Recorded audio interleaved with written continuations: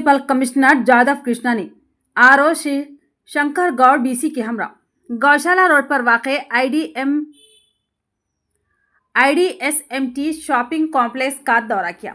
इस मौके पर उन्होंने हफ्तावार बाजार में वाक़े शॉप नंबर को किराया अदा न करने की वजह से सरकारी तौर पर सीज कर दिया।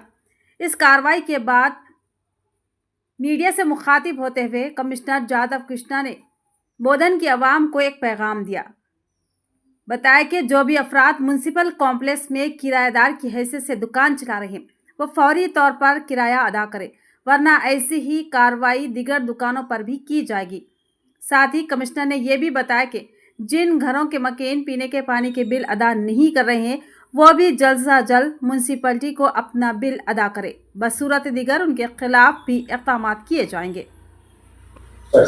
బోధన్ మున్సిపాలిటీ ప్రజలకు తెలియచేయనిది ఏమనగా మున్సిపాలిటీలో మా గవర్నమెంట్ మా మున్సిపాలిటీ షాప్స్ ఎవరు తీసుకున్నారో వాళ్ళు మాకు ప్రతి సంవత్సరము ప్రాపర్టీ ట్యాక్స్ షాప్ రెంట్ చెల్లించాలి। లేని సందర్భంలో వాళ్ళకు నేను సీజ్ చేస్తున్నాను। కొందరు ఏరియస్ అమౌంట్స్ 4 years 3 years నుంచి కట్టలేరు। నా దృష్టికి వచ్చింది। ఈ రోజు నేను 2 షాప్స్లకు సీజ్ చేశాను। మరియు మిగతా షాపులు మా దగ్గర టోటల్ 147 షాప్స్ ఉన్నాయి। అందులో చాలా మంది కట్టారు। రోజు నేనే వెళ్ళేసరికి వాళ్ళు కట్టేస్తున్నారు। కొందరు రేపు ఎల్లుండి అంటున్నారు కాబట్టి అలాంటి వాళ్ళకు సీజ్ చేసి మా మున్సిపాలిటీ ఆధ్వర్యంలో షాప్స్ తీసుకుంటున్నాం।